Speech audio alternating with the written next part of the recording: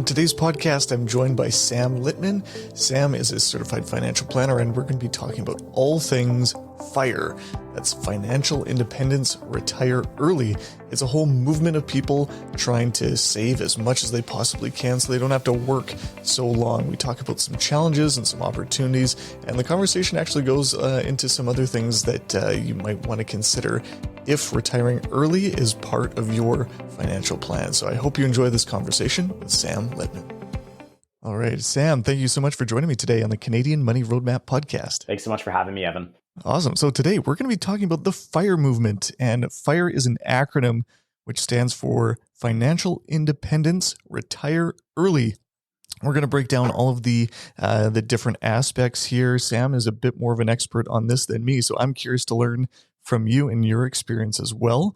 But let's get started high level. What is FIRE? FIRE is the idea that millennials can achieve a certain level of financial independence, whether that is retiring completely or whether that's retiring partially and working part-time at an earlier age. And what it is it's basically a focused savings program where a group of like-minded people get together and decide that they want to save large percentages of their income. There's different types of FIRE movements. There's the Fat FIRE Club. There's the Barista FIRE Club. The idea behind it is it's just new school language for thoughts that have existed for a very long time. Like, I'm going to go retire on a beach somewhere when I'm 45. Who doesn't want to do that, right? That's what the Fat FIRE Club is. It's luxurious retirement early. Then there's things like the Barista FIRE Club, which is just semi-retirement. I kind of want to retire early, but I want to still work. The main premise of FIRE is that you have to get to a point where you can live off of 4% of your total investment portfolio. And that's driven from William Bengen's theory in 1994 of the 4% rule, which for all my friends out there, we know it's not a rule. But what it is this idea that adjusted to inflation, 4% of a 50% stock and 50% bond portfolio can sustain retirement spending. And so their magic number is getting to 4%, which is look at my lifestyle, what does it cost? And then look at my portfolio and can it sustain that? Gotcha. So there's a variety of things that we can break down in there. So you described the idea of it being a movement where people, it's largely online, that people get in encouragement or motivation from seeing other people succeed at this. There's, you might have seen websites like Mr. Money Mustache. He's a really common one for people that are interested in this. But as far as pursuing financial independence, what does that really mean? There's got to be a few definitions there that we could take a peek at. Yeah, I would agree with that. I think financial independence should be different for everyone, which is why I'm actually not a huge fan of the FIRE movement, because it has a very singular definition of financial independence. For some, financial independence means that they can afford to buy their own home and still actually save money. For some, financial independence means being debt-free. For others, it means not having the need to work. So I think there's a lot of different definitions of financial independence. But with FIRE, it mostly seems to mean, when can I get to that money stage of, I want to say FU money, right? That's what we kind of call it, right? When we get to that stage where I don't have to be employed anymore in order to meet my financial lifestyle requirements. And I would say that's probably the broadly defined financial independence that the FIRE movement is looking at. Yeah, so I would totally agree with that. And I've been thinking about all the different types of FIRE, like you mentioned before already. It's Fat FIRE, Lean FIRE, Coast FIRE, Barista FIRE, all those different ones. And so each of those would probably come with their own definition of what independent is, right? So like if you're looking at the Coast FIRE, that's the idea of having enough money currently invested so that the growth ends up taking care of itself up until your retirement date, I guess. Would you kind of agree with that? Like the certain type that you're pursuing kind of defines what independence is? Yeah, I would agree with that. I think there's so many different areas and so many different segments. It's a very structured movement. But I do agree with that. I think as broadly defined, if people aren't very in depth with it, I think they'd more generally define it as just not having to work. But when you get into those different types of FIRE movements, yeah, there's definitely, and I don't know all of them, but there's definitely different definitions of financial independence within that. For sure. Okay, so you talked about that 4% rule, which isn't a rule. I don't mind it as a target, honestly. Like if it just kind of gives a rule of thumb, like we're largely speaking to other millennials here, and we've got a long time even ahead of an early retirement, let alone a typical retirement here. So having some sort of target in mind, I don't think that's such a bad thing, but how else would one calculate their FIRE number? It's a good question. I think if they look at a few things, number one is what is their ideal retirement date? What is their ideal retirement age? And when we're looking at that retirement number, we have to understand a few things. Number one, is it pre-tax or post-tax money?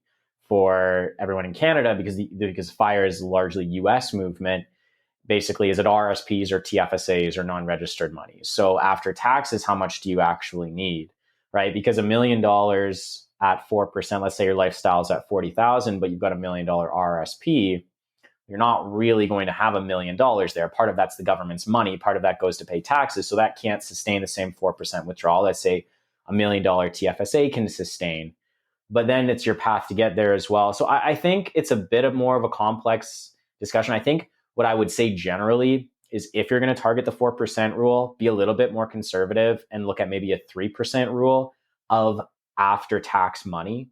So a TFSA being tax-free money, we know that's going to come out tax-free. An RSP being pre-tax money, we know that that's going to come out as taxable.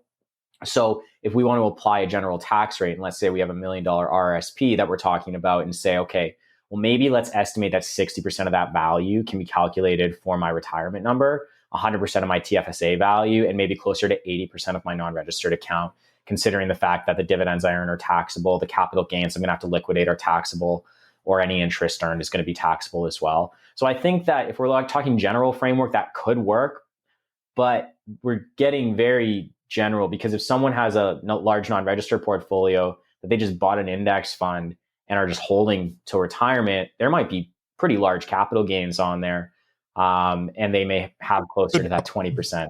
File that under good problems. Yeah, exactly. Exactly. But it can be misleading, right? Because then that's where it's like, oh, I've got enough to retire, but really do you? Because we have to consider the after-tax value.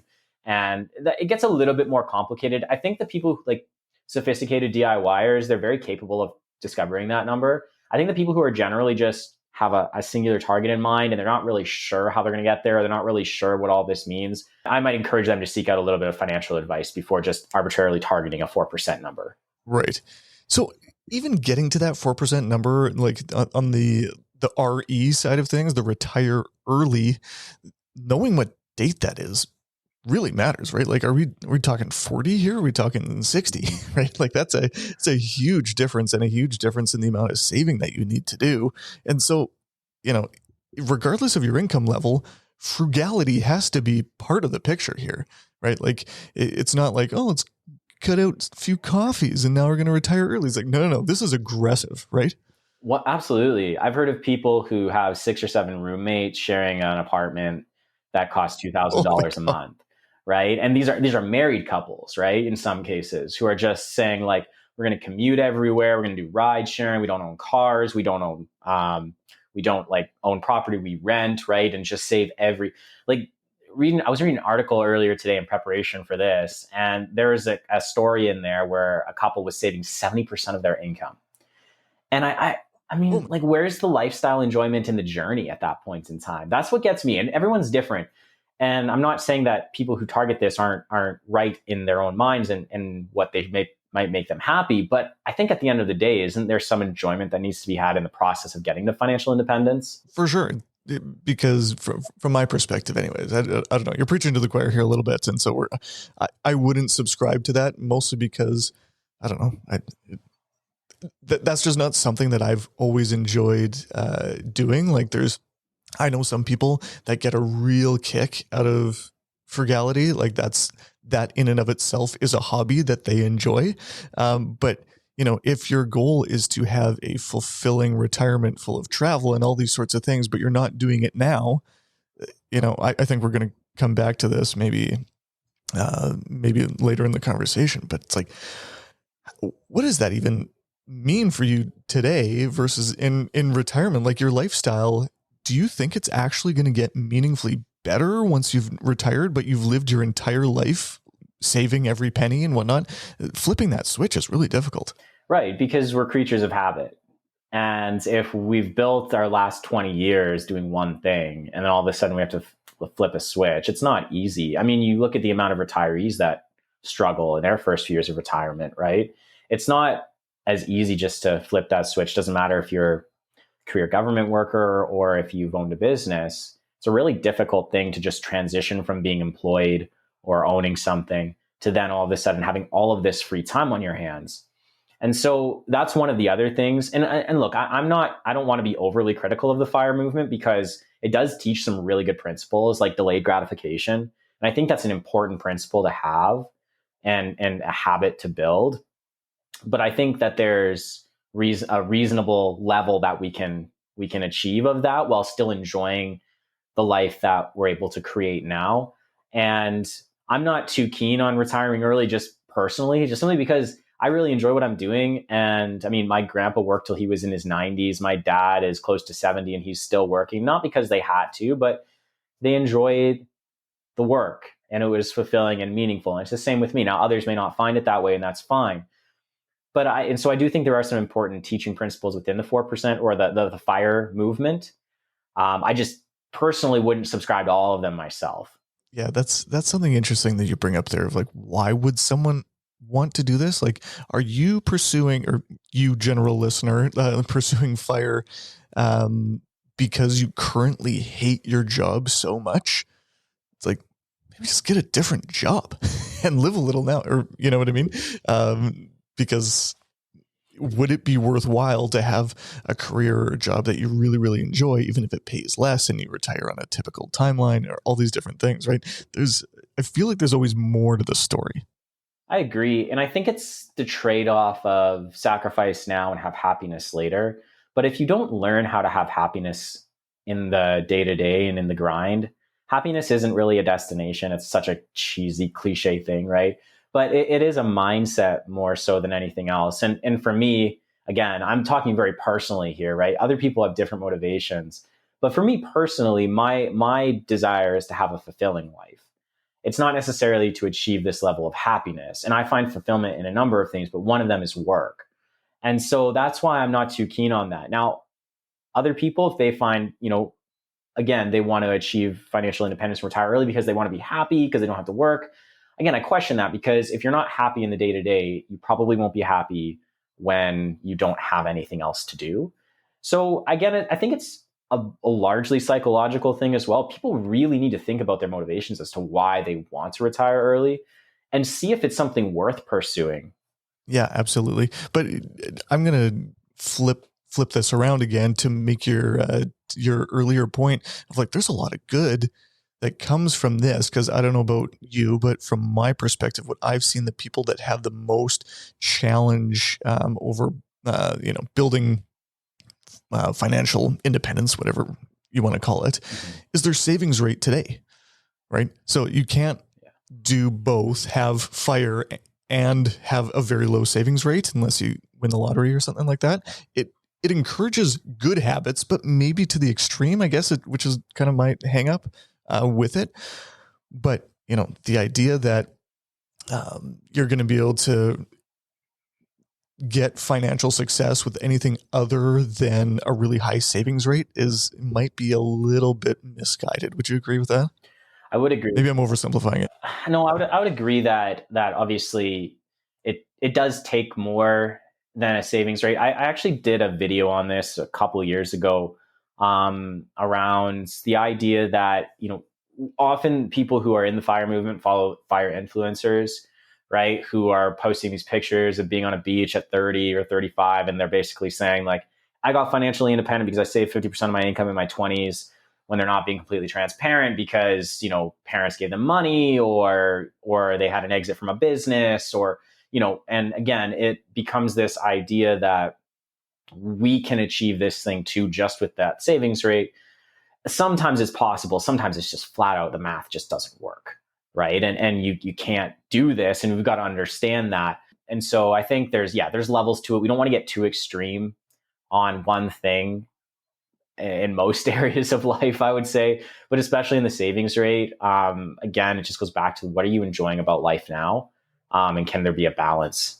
Yeah, for sure. Okay, so let's assume that someone out there is listening and they're saying, okay, well, I'm in that camp. I don't mind beans and rice. I don't mind having 5 roommates. I don't mind my job. I've got a high income, but I'd rather be doing other things. All these like fine enough motivations or personal choices that would lead someone down this path. What are some things for Canadian listeners specifically that they should be aware of, perhaps before handing in that resignation letter and getting out of the workforce entirely? I've got a few if I can set you up if you're if you don't have too many off the top of your head. But what have you seen? Are some challenges, maybe common misconceptions, potential pitfalls? Well, I think the biggest one is the math behind the 4% rule. Again, like we said, we don't mind it as a benchmark, but if you're retiring early, understand that the 4% rule was meant to cover a 30-year time horizon. If you retire at 40, and have a life expectancy to 85, which is the average life expectancy for women now. For men, it's around age 82, but that's today, right? When we're kind of hitting life expectancy, it might be higher. So we're looking at a 40 to 50 year time horizon where we need to sustain a spending rate adjusted to inflation with really a theory that was only designed to cover 30 years. So I think that's number one. We have to be really cognizant of the fact that if this doesn't work, are you willing to re-enter the workforce? And that's number one from a math perspective.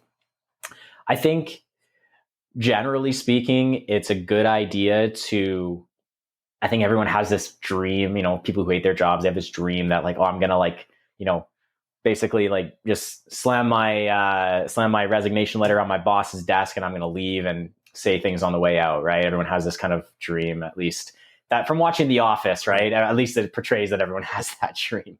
I don't think that's a good idea, number one, because like I said, if the math doesn't work out, you got to find another place to work. You might want to go back to that place if they value that relationship. But again, I just think that, you're trying to live life in a fulfilling way.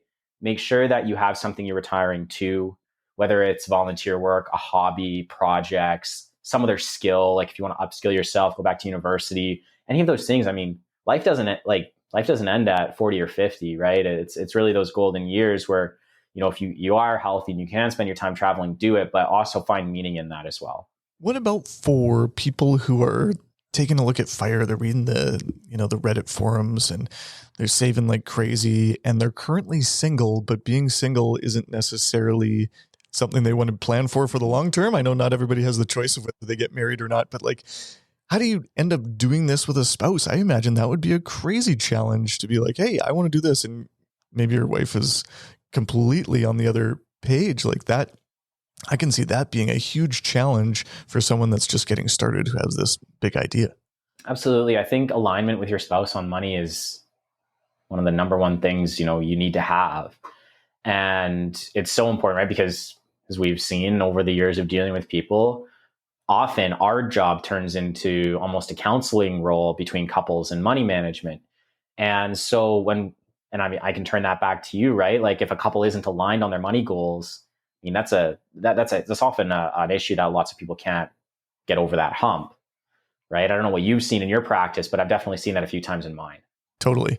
It was something that one of my former partners who's now retired, he told me early on. He's like, it's all good to know the math and the funds and watch the markets and all that kind of stuff. Mm-hmm.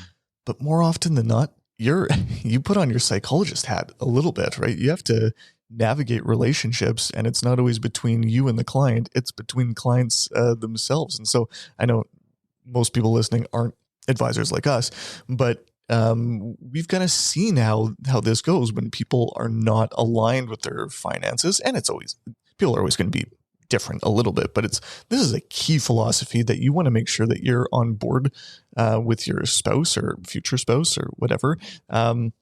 because it's an entire lifestyle. It's how you live today. It's how you live tomorrow. It's how you see generosity. It's how everything kind of works. So this one is pretty critical from a relationship standpoint. As well, I mean, you add kids into that picture as well, of the frugality, that lifestyle as well. And again, it completely changes the equation. And lots of people do it. But I think being on the extreme side of it, that presents a lot of issues, right? You know, how are you going to maintain like a low cost of housing when you have 2 or 3 kids? You know, never wanting to own a vehicle or have debt payments or anything like that. Are you going to buy a house? You're going to be renting for your whole life. I mean, those are things that are critically important from a relationship standpoint, to have those conversations leading up to your financial journey.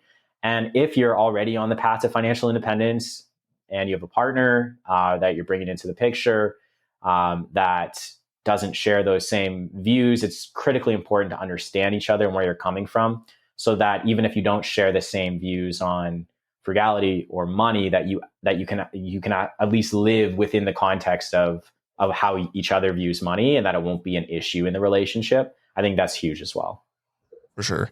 Okay, so I was thinking of some other things, like really practical things that might be challenges that for Canadians pursuing fire might not think about or know the details of. And so I'm going to put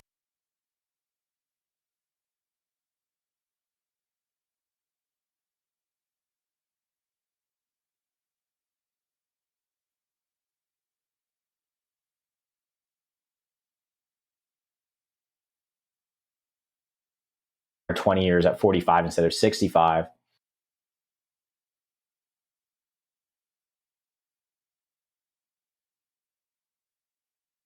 Right? You may not be eligible for the full CPP benefit. So again, taking that into account, you may want to take CPP at 60 earlier to supplement your income as soon as you can, right? That will also affect how much you get.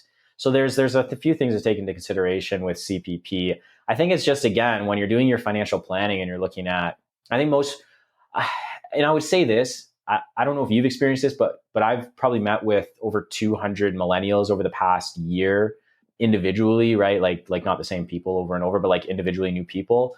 And one common theme I hear from people who are part of the fire movement is they don't have a great deal of trust in the government's programs. And so they're not necessarily counting that anyways. I would say I think that's misplaced, but at the end of the day, understanding that if you were counting on CPP, that you do have to contribute for a certain number of years and be at a certain income threshold called the yearly maximum pensionable earnings in order for you to maximize those CPP contributions and then therefore maximize the pension that you're eligible for. Yeah. I haven't actually heard that too much. Well, just in general terms, it's like, the government's going to take the whatever, just the standard anti-government sentiment, which I get it, whatever. I don't put a lot of weight behind that necessarily for making long-term financial decisions. But if somebody is pursuing fire and they don't think CPP is going to be there and they adjust their savings rate accordingly, great. You're going to end up with too much money, I promise you. But I would file that under a good thing, I guess. My fear would be that someone would probably overestimate how much they might get from CPP. And so that might not be as factored in from that perspective. I think there's also an overestimation of what their portfolios are going to do. No, you've never seen that before, have you? Right? I've heard comments again, and these are anecdotal, but I had this one video that I posted on TikTok about the 4% rule. I think it hit close to 100,000 views. And the amount of comments on there about the fact that they're just going to live off of the dividends of their portfolio and not ever touch the principal, and that they're going to average 7% because they're going to live off of their dividends, right? That's a very flawed way of thinking about it, because as we know, when you get a dividend distribution, it lowers the share price or the fund price of what you own. So even though you're not taking or selling units of the fund or the shares, you're still having a lower portfolio value after that's drawn out. I think Dimensional just posted a study about how they surveyed a number of companies, and the average share price drop was $1.15 for every dollar. I believe it was $1.15 or $1.20 for every dollar of dividends paid out by the companies. So that's really important to know. Again, we've seen that came up a surprising number of times. So people thinking that they're going to be able to live off of more than 4%, so retiring with less money too. I think that's an issue as well. Would you see yield chasing as a potential pitfall for people who are perhaps DIY investors that are pursuing FIRE? I think so, because anytime you're looking at higher yield investments, number one, taxation becomes forced taxation becomes an issue because you're taking taxable distributions when you don't necessarily have to, right? Whereas instead, if you were to cash out units of your portfolio, it's only partially taxable, but a full distribution of dividends or interest is fully taxable, number one.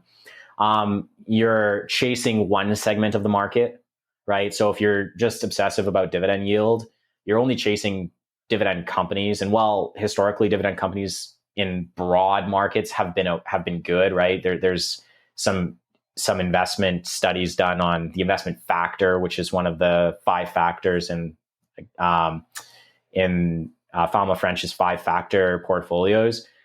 But the dividend part of that isn't the only factor that we look at. So broadly speaking, I would say that there is some evidence that dividends do perform, or dividend companies and dividend funds do perform well over time, but you're missing out on entire other segments of the market. For instance, you could be overlooking large growth, small cap value, those other types of things, which have proven to have really, really good track records over time. So again, focusing on one specific investment signal like yield or risk factor or anything like that, I think is an inefficient way to target investments, especially for DIYers. Owning the total market, focusing on total return is probably a much better way forward. At least empirically, it has been. Yeah, I would tend to agree there. It's just one of those things that I would be nervous about someone saying well, I'm going to follow this 4% rule once I got my big pile of money, and I'm going to find all these quote unquote high yielding things that are higher than 4%, and we'll just let it go. It's yield isn't return either, right? And so it's there's potentially a lot of misconception there when managing your own portfolio. What about taxes? So this is something for people that are retiring early, a big difference between what you read about in the States and what you read about in Canada, or what perhaps no one talks about in Canada, is income splitting between spouses. We don't have combined income reporting like they often do in the States. You hear of people, it's oh, I'm getting married for the tax benefits. We don't have that in the accumulation phase here anyways. Between spouses after the age of 65, you can split certain types of income, but do you see this taxes as being, or a misunderstanding of how taxes work when someone is quote unquote retired? CRA doesn't get a notice that you're not working anymore. Everything's based on your age. Mm-hmm. Yeah, I think I think tax in itself is probably the most misunderstood area. And Canada has an overly complex tax system as well. So they don't make it easy on the people who want to do it themselves. I've taken on this ridiculous challenge of trying to read the entire Income Tax Act in 1 year. It is not friendly to people who don't have accountants and don't have any training or tax background. So I will say that taxes are, if you don't have an education or in specifically around taxes, you should talk to tax professionals, because there's going to be things that you're missing. Pension tax credit, right? The income splitting for seniors, things that you may not know that you're eligible for, that you may be eligible for, that you might overlook, right? Because these are all, for the most part, self-declared and self-applied for credits for a lot of the time. So again, if you don't know the tax piece, consult a tax professional. I think, again, when I talked about this earlier, understanding the nature of pre-tax and post-tax investments that you have, understanding how RSP withdrawals can affect old age security, understanding how the different types of taxable incomes interact with each other when you sell part of your portfolio to take an income as capital gains versus when you get a Canadian dividend versus when you get a foreign dividend from your portfolio. All of those things are taxed differently. So it's important to understand that too. So taxes play a big part. And I don't know if you're going this way as well, but I think understanding risk in your portfolio is really, really important here too. Because, and it kind of does play in with taxes, because as you de-risk, if you choose to de-risk your portfolio to go less in stocks and more in bonds, fixed income, cash equivalents, like high interest savings or high interest ETFs, then you're going to get a different type of taxable return as well. And so depending on how large of the balance that's in there, that could again affect government benefits like old age security, things like that. So just important to understand and keep and be mindful of the tax piece. Yeah, it gets complicated early and often when you start dealing with taxes. So, if people are looking to retire early, building up their portfolio, like Sam mentioned before, I often use a line, you want to start the way that you want to finish, or like build your portfolio now in such a way that you kind of understand the impact of what it's going to look like when you turn it into income later on, because your working paycheck is a whole lot less complicated than your retirement paycheck.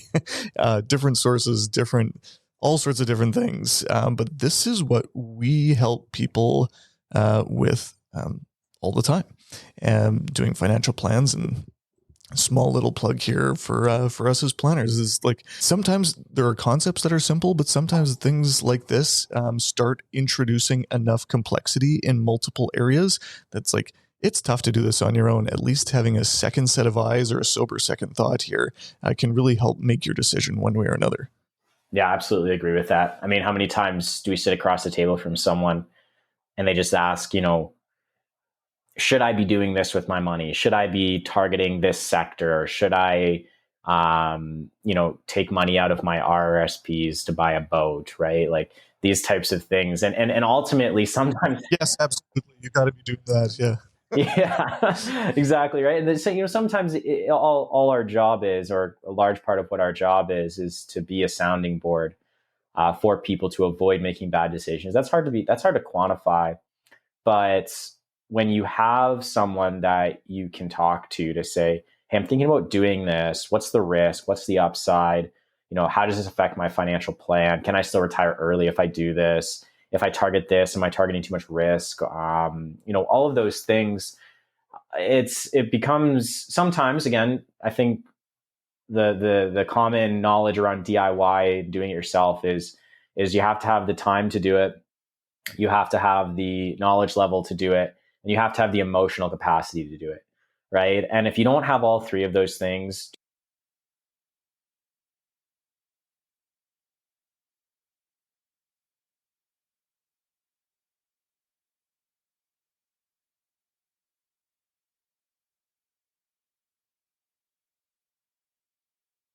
leave you with the last word. Any final thoughts or ideas from people you've seen have success with pursuing fire? Any last words of wisdom? Fire away. I would say that fire movement is something that is really, really admirable to chase. My advice to people around this is defining the type of life you want does start today. It's not, an end goal. And so if you want to live a fulfilling life, if you want to live a life that you can be proud of and work towards an end destination, that's fine. Just make sure that you're enjoying the journey on the way. Make sure that you're building the good habits that can lead to fulfillment today. Make sure that you know the math behind what you're trying to do, and have an awesome time doing it. Awesome. That's great. Cool. Sam, how can people find you and Millen Wealth Advisors? Yeah, they can follow me on social media. I'm on social media on Twitter and TikTok as Millennial Money Canada. And just type in my name on LinkedIn. You can find me there. And the website that I use for my business is mwadvisors.ca. Awesome. Sam, thank you so much for joining me today. This was fun. Awesome. Thanks, Evan. This has been great. Thanks for listening to this episode of the Canadian Money Roadmap Podcast. Any rates of return or investments discussed are historical or hypothetical and are intended to be used for educational purposes only. You should always consult with your financial, legal, and tax advisors before making changes to your financial plan. Evan Neufeld is a certified financial planner and registered investment fund advisor. Mutual funds and ETFs are provided by Sterling Mutuals Inc.